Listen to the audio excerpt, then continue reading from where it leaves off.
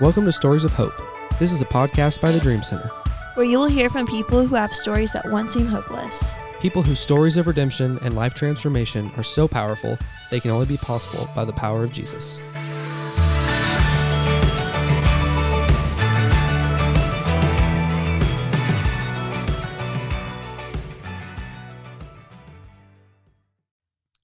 Hey everybody, welcome back to Stories of Hope. Very excited we're actually almost about to wrap up this season. And today we are joined by longtime friend of the Dream Center, I guess you could say, like founder, friend, all the things.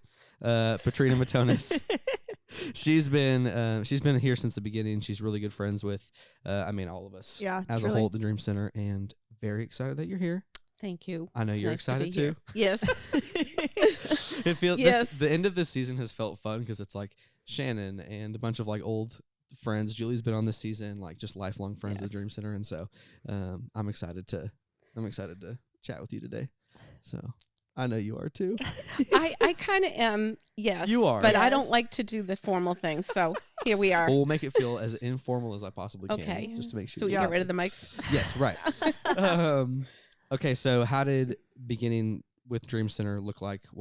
How'd you get involved? All the, origin story side of things.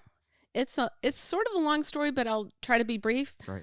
We were new to South Carolina. We moved from Massachusetts a long time ago, like almost 15 years. Okay. And we have 3 children. Our oldest was still in Vermont in school one more year, and she stayed there. And we had a son that was starting at NC State. And then our daughter was starting at Wren. Mm-hmm. So we moved, and all of a sudden I was an empty nest person in a new spot, not knowing a whole lot of people, and really was trying to figure out, I was a mom, and that's what I knew. And I was trying to figure out what my purpose was. And our pastor's wife, Donna Blair, introduced me to Chris. She said, I've got somebody that you need to meet. Yeah. And I was laughing, thinking of Shannon saying, don't take a call from Chris. Well, call meeting. Right. But it was all good. We met, and the next day there was a initial startup meeting here in this building. I think they had been in here a week. Wow. And I got together with the people that were here, and I left as volunteer coordinator. Yeah. Of course. A title right fun. away. Yeah, there you go.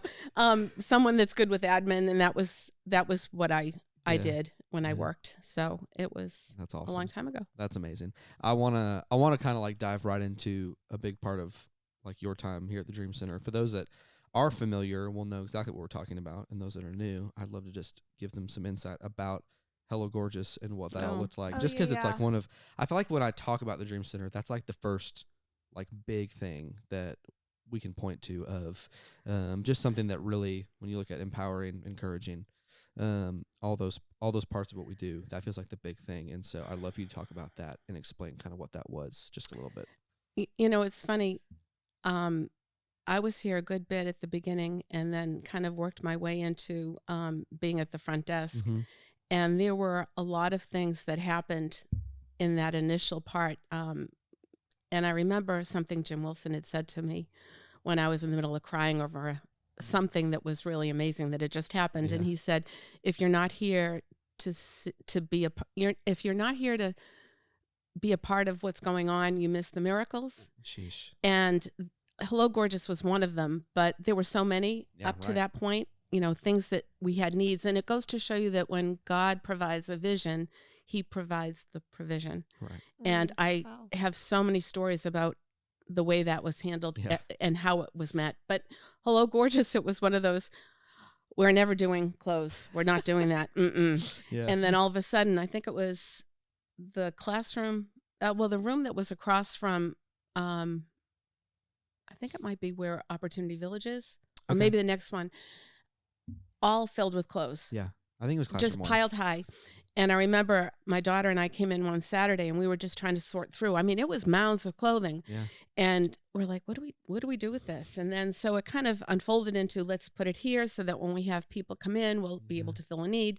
And going in with the hand up versus a hand out, it was earning dream dollars, and then they could go shop in there.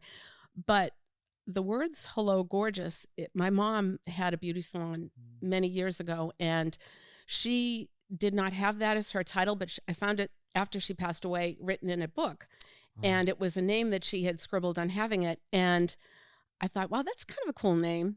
And then the Lord said, "Your circumstances don't define who you are. I do." Wow. And putting those two together, I'm Yeah. like, listen, I don't know what's going to go on in this room, but I Right. think it needs to be called Hello Gorgeous. Yeah. And Barney had the sign made up. And I mean, I bawled my eyes out when I saw the sign. I'm like, oh, wow, this is it. Yeah. Yeah. Right. That was it. And it was a beautiful room. Yeah. I mean, our church came, the guys came and they did that wall. And then I wanted glam. Of course, I like a little glam. Just a little. And so we had the, chandeliers, and we had my son-in-law said, "Oh, you should have jewelry displayed on an old door, and let's do that." And then I think Allison's room was the men's room. That was a little men's area. We had, I forget what was in Tony's room. I think it may have been, I don't know what was in there. And then the little changing room in the corner, that was where people would go behind the curtain. And Oh my gosh, I did not know that. yeah. Wait, Oh, that makes sense. That is really funny. Wow. Okay. Yeah. That is so Okay. funny. I've always thought Yes. this is the most random curtain Right. in our building. No, that was our Now I changing know. room. Makes sense. Yep, it Okay. was. That's Okay, wow. incredible. So, and we had a really cool little conversation area. So people would come in, and we'd have volunteers that would come in Yeah. to help the ladies shop. And that was their chance to engage Wow. and talk to them and find out, a little bit about their story and help them find things. And Gosh. it was beautiful. It Wow. really was. So it wasn't like they're just going because, oh, poor you have nothing Yeah. here. It was, they got to select things. And we Wow. had a mannequin in there with this gorgeous dress. I think it was from Cachet. It was beaded and everything. And that wound up going out and filling a need. And Wow. it was pretty cool. Yeah, that's really awesome. Wow. That's one of my favorite things of watching what happens here is, like you said, as soon as there's an idea, we're gonna know pretty quickly if like, hey, that's a great idea for anybody else, or this is the direction we need to go, and then everything just starts happening so quick. Mhm. I shared on Shannon's episode too, but even this prayer board that we just put Yeah. up, like as soon as we put it up, we started seeing bam, bam, bam, or here's a good chunk of money for this, or Dream Center Women, which we can get to in a minute, and the coffee shop getting ready to open, like all these things. Yeah. It's like as soon as we notice the direction that God's asking us to step into, he's like, all right, well, y'all better buckle up because it's about to, floodgates are open and it's about to just go. At the beginning, even when being in the office, I was creating documents. If you ever go on the central Google thing, you'll probably yeah. see, what is this? Those were my primitive attempts at Right. creating order and record keeping. But Yeah. it was funny because, we had certain information that came in, and I remember standing up, and Chris's office was where Tanya's was, Yeah. and Shannon was right behind where Sarah's is. Yeah.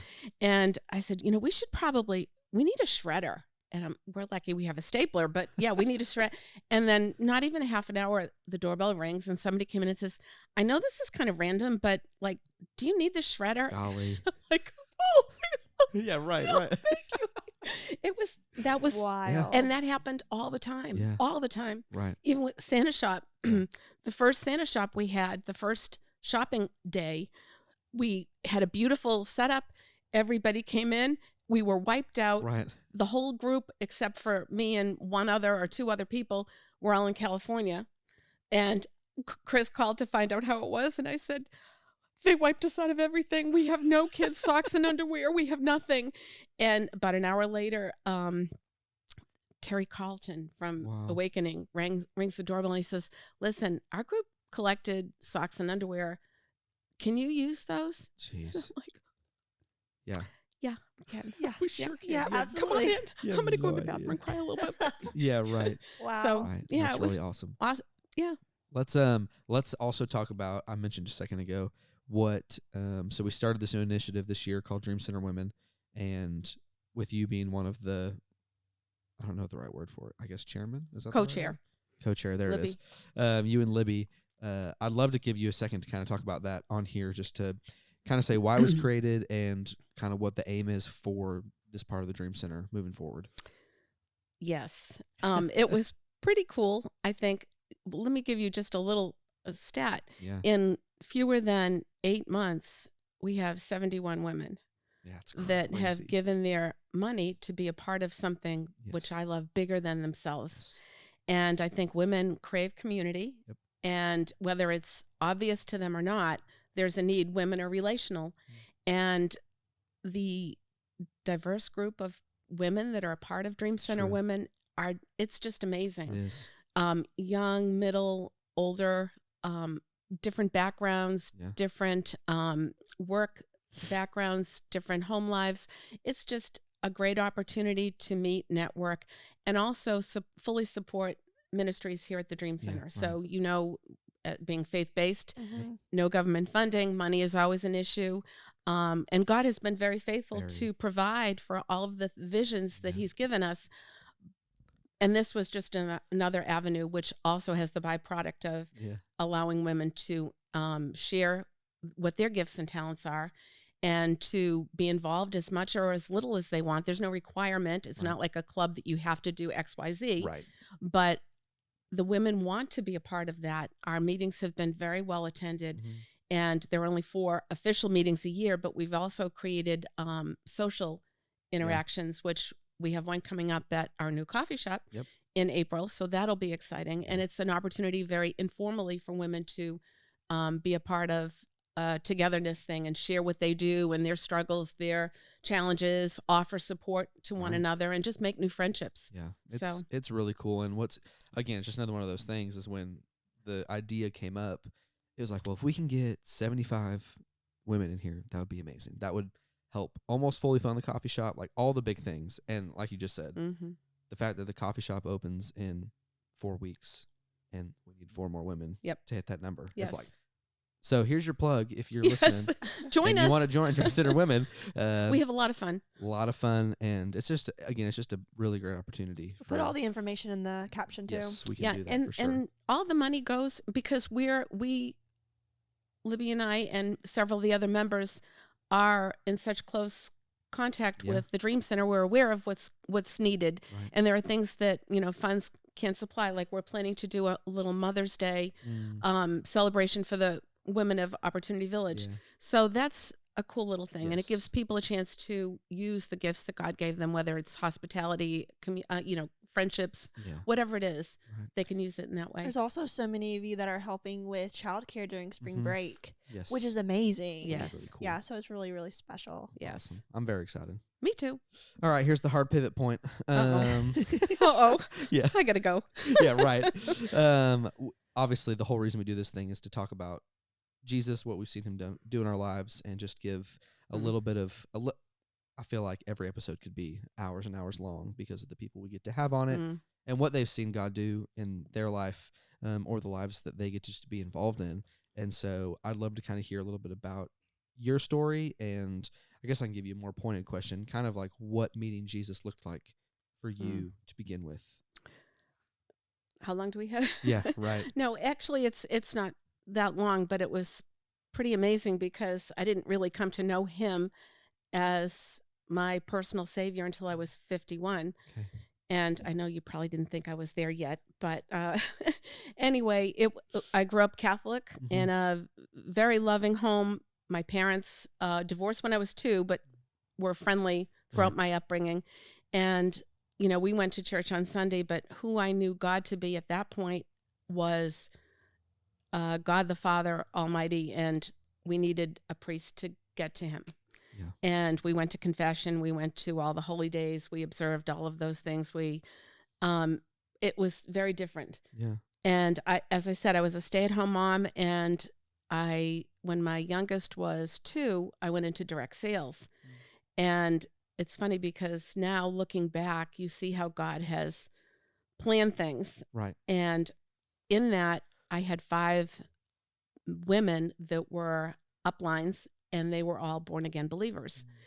And I used to think they were crazy because we'd go to conventions and they'd stand up and praise Jesus. And Right. they thought, and I'm like, okay. I didn't really understand any of that. And through that whole endeavor, I was invited to a Bible study, which I went. It was on the book of James, which listening to Shannon Yep. and then how all that Yeah. started, that was Yep. way before me. But I'm like, isn't that interesting? Right. Because I finally said yes to this woman, went to this Bible study, and I was going to come and point out, oh yeah, really? Well, how do you know that? Or Yep. how do you know this? Or where does it say that?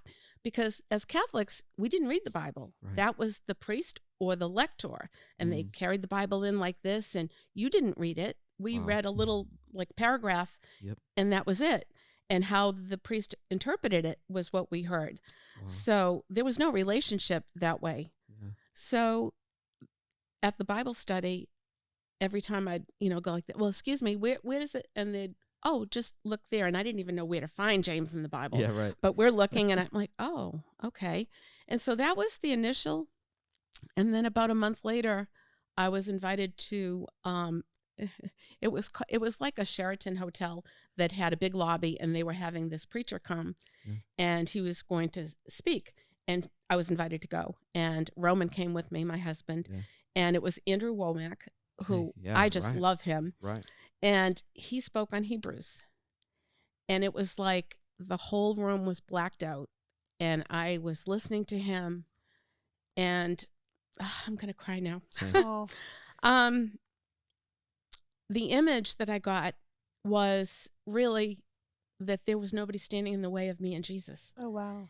And that I didn't need an intermediary, that he was there for me. And I saw him, and I saw me being able to sit up on his lap, and that he would take care of me. And that killed me. Yeah. And then he went on to go through the book and all the different places of why I didn't need anybody else but me and him. Right. And that when he had an altar call, my legs just took me up there, and I did the ugly cry. I really did. It was, and I didn't know what was going on around me, but I knew when I looked to the right, it was my husband doing the same thing. And he's a tough nut to crack, so was anyway. Yes. So that was it. And so then I, of course, went home and got the kids in the dining room and said, everything I taught you was a lie. I'm really sorry. I did the best I could. Wow. Wow. I told them all, I didn't understand leave and cleave. I was like, nobody separates the family. We're Italian. You get married, but you're brother and sister, and we're family, and that's it. Yeah. And I'm like, it was all a lie. I'm sorry. That's not how God meant it. Right. I'm sorry. And they're all looking at me like, oh my gosh, where did she go? Yeah, right.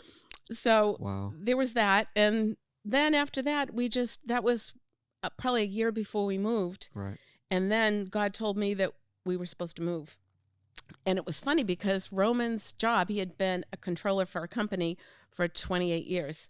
And they decided to move finance to California. And we knew we weren't moving to California because everybody was on the East Coast here.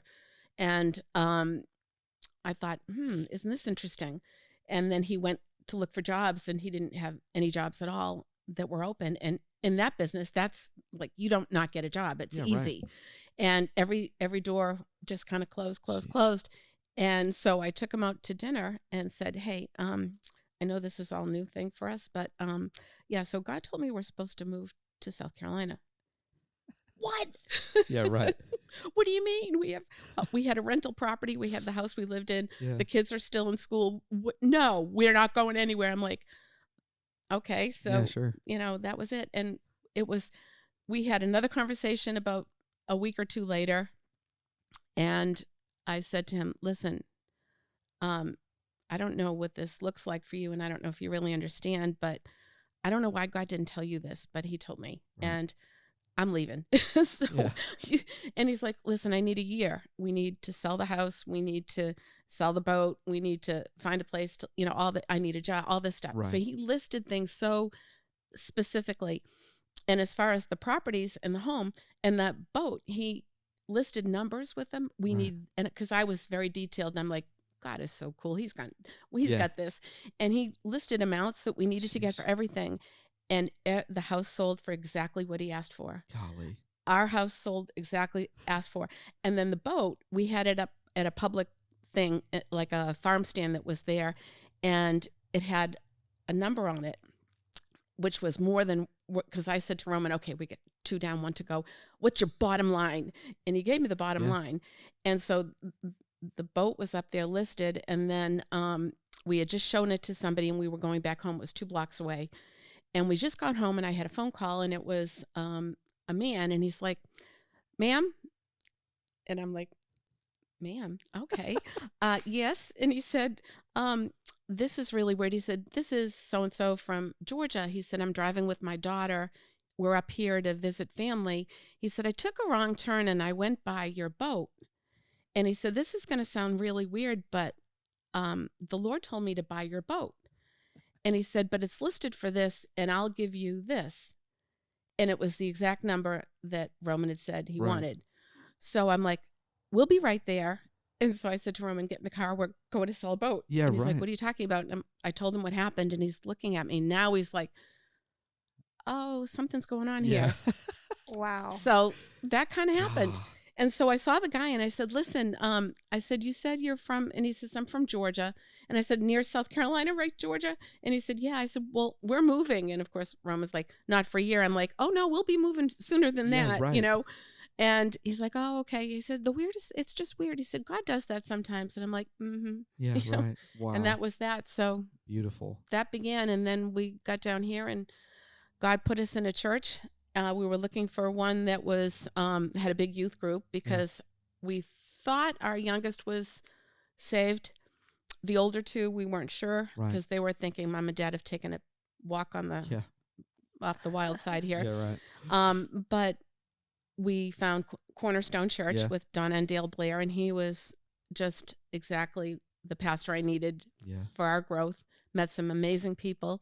And Roman and I were praying right there when Amanda had come home for Easter break, and Evan was home for Easter break, and we were at church having an amazing spirit-filled service, and we were praying when they had altar call, and all of a sudden, Amanda went by, and she went up, and then before you know it, Evan's crying, and he went up, and I'm like, I can die right now. I mean, it's all done here. That's awesome. It was. I love Dale and Donna. As you're talking about, I need to get Dale and Donna on this thing. Oh. No, that's amazing. Even more beautiful is the fact that you got to meet Jesus later in life and like fully commit to him. And then as soon as you did, it's just like this immediate, like, I'm thankful you said yes to me, but I'm going to prove to you that this is like not some kind of emotional thing. Like, here's this and here's this and here's, it's just like, and it's just very. Well, God knows I'm not always the quickest study. So I give him plenty of things to laugh at. Yeah. Aww. And I get the flick to the head because he'll just send me the one and I'm like, that might have been God, but I'm not sure. And then something else will come up and that kind of sounds like the other, but I'm not really sure. And then I get the bam. I'm like, I got it. I'm sorry. Right. That's it. I got it. So that's really awesome. Yeah. I love that. So obviously, if anyone's followed Jesus for more than 5 minutes, it's always hard afterwards. You're not butterflies and rainbows. Everything is not happy-go-lucky after that. So what is it like when you met Jesus and you started making the decisions and God started doing all this stuff? I know there was seasons where things got hard. What did it look like for you to walk through tough seasons with the Lord versus what it looked like before you met God?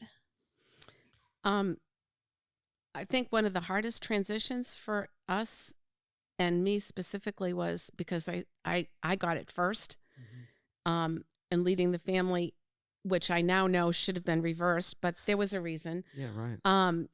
Our family still thinks we're, Jesus freaks. So they don't understand. They think we got brainwashed. And coming from, and then deciding to move, knowing that this is where we're supposed to be. Large Italian family. I mean, I'm an only child, but it's a large Italian family, and you don't leave. Everybody stays very close. And for us to pick up and leave, that was a big deal. So that was a challenge and still is. And now I think knowing the Lord the way I do, and it's again, like everyone, it's 2 steps forward. Sometimes you have this step back and realize, okay, I should have done it this way. But he never left me. And through all of this, all of the things that I went through, I wasn't alone when I thought I was. Yes. And Shannon used to say he doesn't waste anything, which I used to think was the stupidest thing, but now I get it. Because some things you just, we don't want to make anything out of that. It's done.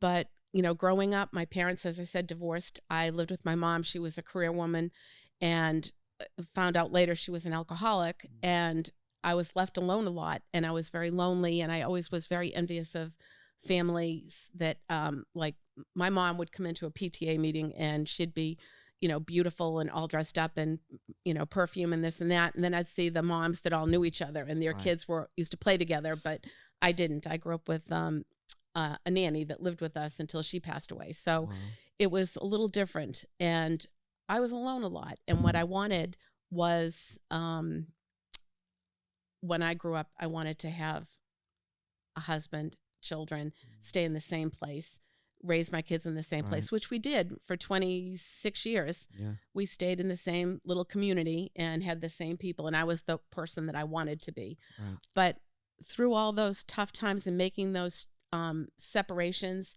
and having to, I guess, distance myself from people that didn't believe the way we did and looked at us a little differently, that was very difficult. But now looking back on all of those moments, all of the things that I went through, even before I knew anything about God, God was there. And knowing him now, knowing that no matter what I walk through, he's there with me through it, good or bad. Yeah. Like he's sitting right Yeah, here because he knows how I hate doing this. That gives you strength. Oh yeah. And that gives you a reason not to worry about you have to have it all figured out. Yeah, right. Because he's got a plan. And it's one of those things too where that's what I've felt so grateful for, especially this season, of hearing a lot of different stories of just ministry that's happened here, of the different backgrounds that people have come from, and the things that they've seen God do. Is like it's just gone to show, and everything you've said up to this point has made me feel the same way, of like feeling nervous about doing this or recording a bunch of episodes and having weeks where it's like, all right, we another 40-minute conversation or whatever.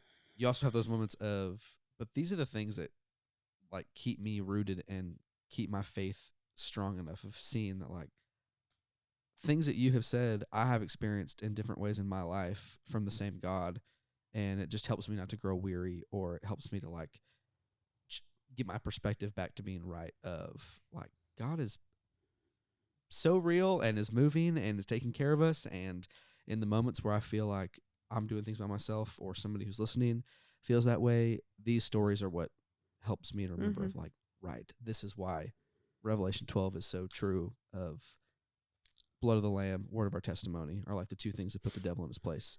And so no word is like left pointless when we're doing it alongside Jesus. And so everything you said, I've just been like, yeah, this is why. This is why we do it. It's really cool. I feel very thankful. It's important, I think, to be also surround yourself with people that you can be in community with, because you don't do life alone. No. I mean, you don't. Yeah. And I know what it used to be for us was family. We just, if we had a problem, we all sat down at the kitchen table, we made coffee, and we dissected it. Yeah. And we got this covered. And that's kind of how I raised my kids. I was in charge of them. I didn't understand, never heard the, trust your children to the Lord. Right. I'm like, why? I got this. Yeah, right. I got this. Now I get it. And so now I'm like, I'm really sorry. Yeah, right. I really am. But being in community now with people that can remind me, because I still, can go down that road of what if this happens and what if that happens? And it's like, listen, you can't do a better job than God can. So it's impossible. Yeah. That's but beautiful. Needing that community of people that remember and that know and can remind you the things that in our flesh we forget. Yeah, right. It's so important. It's really good. One of the, as we kind of wrap up our time together today, what's one thing, and I feel like that's kind of where you were just at as well, like for people who are listening, that's something that you've learned that you would love to just kind of leave them with as a final thought or encouragement, of just if you could give them something to grab onto. Definitely be around people that can encourage you in God's truths of your situation and who you are in Christ, because that's the only thing that matters. And I guess the other thing is, it's never too late. Well, there's two actually. It's never too late to discover what your purpose is. God gave us, gifts and talents, and they may look different in your own self at different seasons in your life, but they're still in there. So use them for His glory, and don't hold them to you. Use them for everybody. Yeah. And then the other thing is just to make sure that you just wake up and be grateful every day, because every day's a gift. Yeah. And we don't know what tomorrow brings. So that's true. I mean, it sounds cheesy, but no, not at all. No, it's all scripture. It's truly all scripture. It is. Yeah. It's true. That's been one of my favorite celebrations over the last few months here is what you said about finding purpose and seeing it differently in different stages of life. Is one of the biggest celebrations has been Roman volunteering at the Seneca store. Oh, he loves it. And he's obsessed with it. He's there now. Right. I'm like, can you fold the laundry? No, I got to go. Yeah, right. Like even last week when you guys were on vacation, Chris was like, talk to Petrina, and Roman's talking about the store while they're on the beach. Oh, yeah. He's like, I don't know what they're doing back there. I'm going to have I've got to go in first thing. And I'm like, it's Sunday tomorrow. You can't go. That's so sweet. And I just think that's really cool. Well, again, his purpose. So he's retired, and he's a doer. He's not a sitter. Right. So I think for him, and I was always involved here. I was worked, and then I retired, and then I realized God wasn't done with me, and I'm back, and I still do things. But while I was doing all that, he was at home doing nothing. And I said, you've got to volunteer. I said, you have so many gifts. Use them.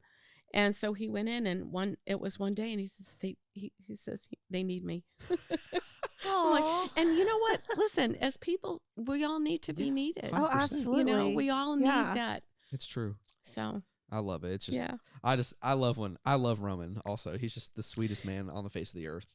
And he's also, I think he's so funny. He is funny in his own different way. It's the best. And so just getting to hear him, I mean, we literally celebrate it all the time, and it's just, it's very cool. So I feel very thankful. Well, thank you for doing this. You're welcome. I know that it was wonderful being here. Yeah.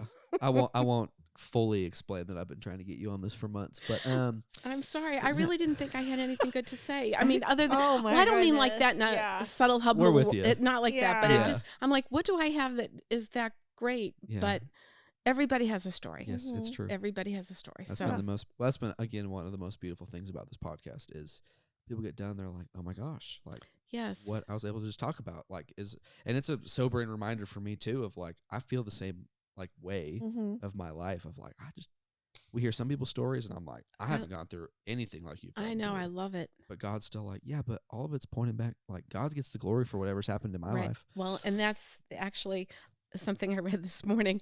I was sitting there having my coffee and I'm thinking I have to do this thing, and then I'm like, it's not about you. And I'm like, what do you mean it's not about? Yeah, right. I still do that. Yeah, I'm like, what do you mean it's not about me? Yep. You're right. It isn't about me at all. It isn't, so. It's the best. So great job. Thank you. You're welcome. Proud of you. All love y'all. Love you so much. Literally, I was this morning when I was thinking about what today held, I was like, especially the last few months, I feel like me and you have gotten to just like get better time together, and you're just one of my favorite people. So I was very excited about getting to. Well, we have to make time for each other. It's true. You do. Mm-hmm. You have to, because things just come up. So you have to be intentional with your time. I promise I won't always do it in front of cameras when I want. Well, this is it. Yeah, right. Unless something monumental happens, and then I'll be grabbing the mic. Exactly. But yeah, just great job. Thank you, and I'm excited for people to hear this. So, well, thank y'all for listening. I think we have one more episode of this season left after today, and then we'll get rolling into a little bit of a break and into the next season. So we'll see you guys next week, and just thank you again. You're welcome.